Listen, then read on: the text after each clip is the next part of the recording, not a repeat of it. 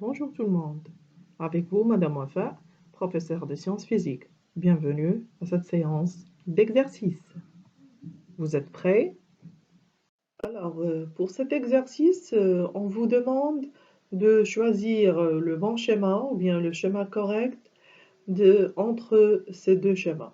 Ça concerne le sens ou bien la représentation de la force P ou bien le poids. Donc, vous allez choisir et vous allez justifier votre réponse. Alors, pour cet exercice, la question c'était de choisir le bon schéma. Le bon schéma de quel côté? C'est côté représentation de la force P. Donc, quel est le bon schéma à votre avis? Alors, qu'est-ce qu'on va vérifier? C'est surtout les caractéristiques de chaque vecteur présenté dans chaque schéma. Donc, on va commencer par le schéma numéro 2. Donc, pour les caractéristiques de P, premièrement, le point d'application, il est bien G. La droite d'application, c'est la droite verticale passant par G et perpendiculaire à la surface de la Terre. Et le sens, c'est de G vers le bas ou bien vers le centre de la Terre. Voyons maintenant le schéma 1. Donc, pour le point d'application, c'est toujours le point B. La droite d'application est la droite inclinée. Elle est inclinée et passant par G, c'est vrai, mais elle est perpendiculaire au plan incliné et non pas à la surface de la Terre. Et on sait très bien, d'après ce que nous avons vu dans le cours, que la droite d'application doit être verticale et le sens doit être vers le centre de la Terre.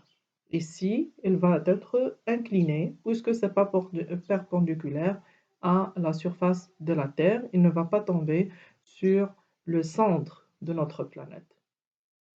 Alors, du coup, on peut dire ou bien conclure lequel des schémas est le schéma représentatif de la force P. C'est le schéma numéro 2. Alors, pour cet exercice, on vous demande de chercher la masse ou bien de calculer la masse de la pierre sur la Lune et sur la Terre. On vous donne que le poids sur la Lune, ou bien P est égal à 15 newtons. Donc, vous allez chercher la masse de la pierre sur la Lune et sur la Terre également. Faites très attention et vous avez déjà les données, le poids sur la Lune et l'intensité de la pesanteur, que ce soit sur la Terre ou sur la Lune. Donc, vous faites les calculs et vous répondez. Mais n'oubliez pas de mettre pause à la vidéo avant de passer à la solution. Alors, pour la solution de cet exercice, qui concerne le calcul de la masse m de la pierre dans les deux planètes, on va tout d'abord transformer la formule que vous connaissez du poids ou bien la formule qui relie le poids à la masse. Donc, P est égal à mg. Donc, on va faire sortir la masse qu'il faut calculer. Donc, c'est m est égal à P sur G. Donc, pour la masse de la pierre dans la Lune, il suffit de faire une application numérique en compensant chaque grandeur par sa valeur.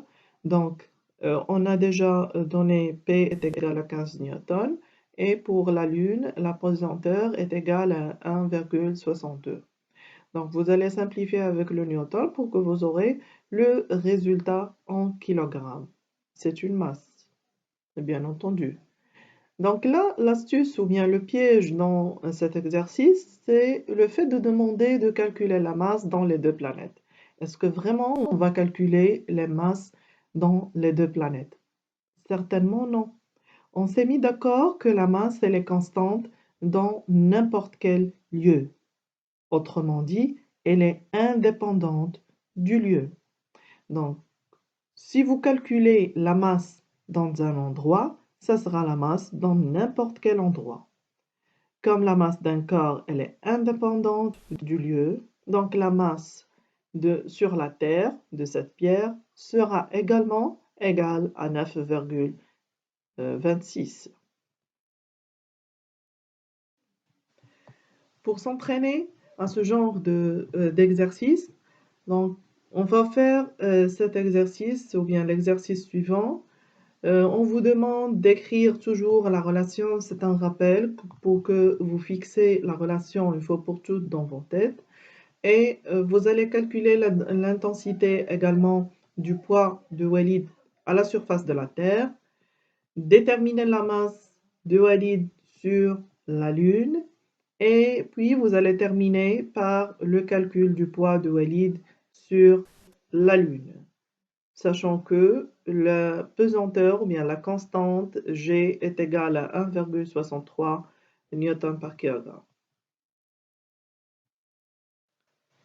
Alors, pour la solution de cet exercice, donc la question, ou bien la première question, c'était la relation entre la masse et le poids. C'est P est égal à M fois G. Ça, vous le connaissez, vous allez l'apprendre par cœur en répétant les exercices. Pour le calcul de l'intensité du poids de Walid sur la surface de la Terre, toujours on commence par la relation entre le poids et la masse. Puis, on peut mettre les données qu'on a de l'exercice. C'est comme ça qu'on organise notre travail. Donc, et après, on va terminer par l'application numérique de la relation qu'on a déjà.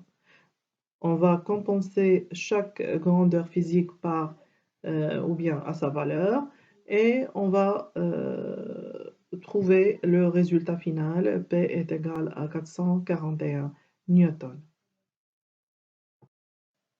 Pour la question 3, on vous demande de calculer la masse de Walid sur la Lune.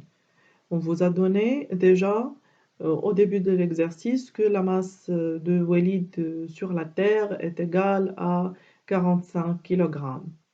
Et on a vu que la masse ne change pas, elle est indépendante du lieu. Donc, c'est une question piège encore. Donc, comment on va répondre à ce genre de questions? C'est comme ça qu'on va répondre, c'est en disant que la masse sera la même dans la Terre que dans la Lune. C'est une grandeur qui ne change pas ou bien indépendante du lieu. Très bien.